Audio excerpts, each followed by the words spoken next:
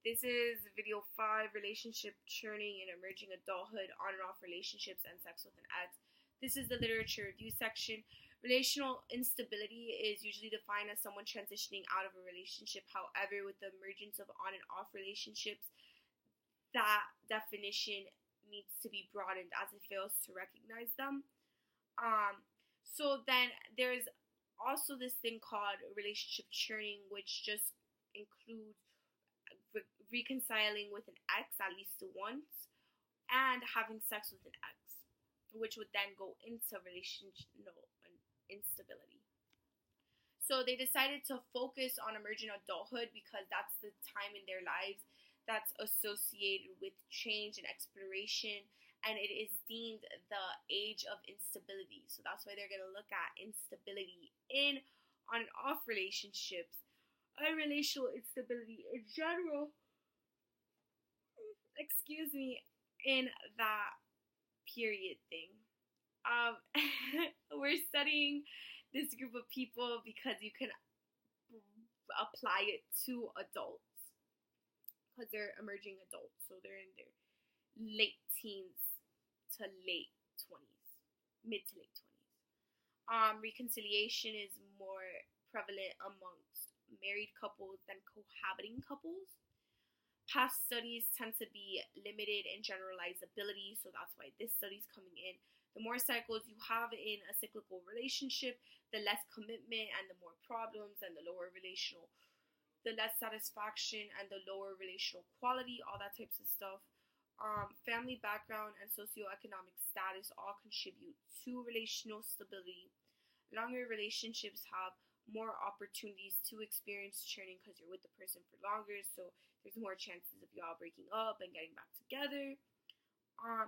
They're expecting in this study that higher levels of conflict, less validation, greater intimate self-disclosure being talking about deep stuff to get a closer bond with the person, and less commitment those people will be more likely to experience relationship churning. So this is my methodology.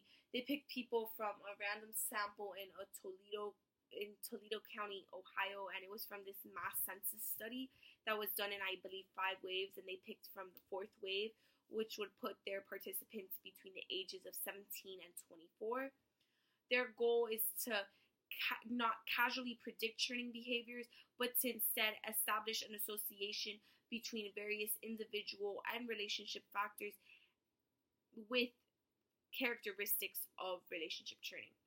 They ended up having 594 dating participants and 198 cohabiting.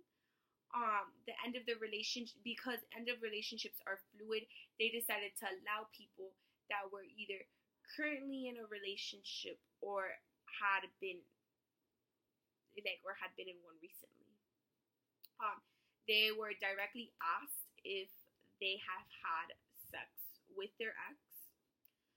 This then created a subsample, which would be made up of 322 daters and 105 cohabitors. The 2 indicators of churning would be reconciliation and sex with an ex, age, race,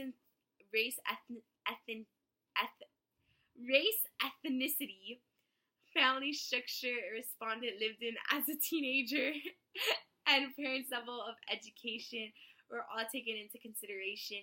They're using parents' level of education as their, that's how they would, put their socioeconomic status, basically. Length of a romantic relationship included a measure of sense of control, measure of relationship conflict, and intimate self-disclosure. Then they used logistic regression models to put all the data together. Yeah. This is the results section. The average length of romantic relationships ranged from 6 to 12 months. 3/4 of the sample were reporting on their current relationship. 3/4 are dating. 1/4 are cohabiting. 44% of emergent adults who have been in a romantic relationship in the past 2 years have reconciled at least once. 1/4 have had sex with their ex, and there's similar proportions for that between females and males. And if you have sex with your ex, you're more likely to be older, from a step family, and more likely to be cohabiting with the partner you had sex with. 87% of participants who had sex with their ex also ended up reconciling. So there's clearly like a link, an association between those two things. And 48% have experienced a form of churning, and 24% of participants experienced both churning and sex with an ex.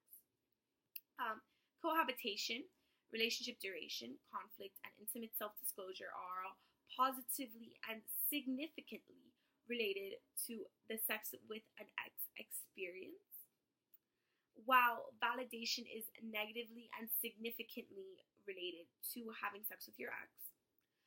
Common correlates were current relationship status and duration, conflict, and intimate self-disclosure. Again, intimate self-disclosure being getting close to people through conversation, through communication, that type of thing. It's basically building your trust with the other person. And they ended up finishing the study by saying that having sex with your ex and reconciliation are all factors of churning.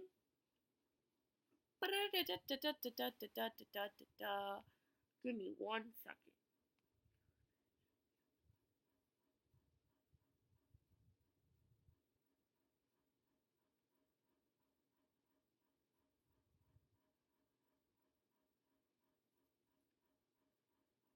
So basically what this study did is it established the prominence of relationship churning in emerging adults and how it's like a really big issue.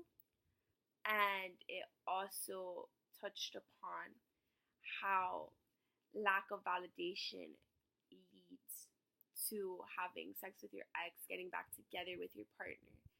However, you will also like the relationship's gonna be poorer, and you're gonna have higher conflict and greater intimate self-disclosure, but there's gonna be higher conflict. Like, so it's basically like you trust your partner a lot, but you don't like, but y'all you fight a lot.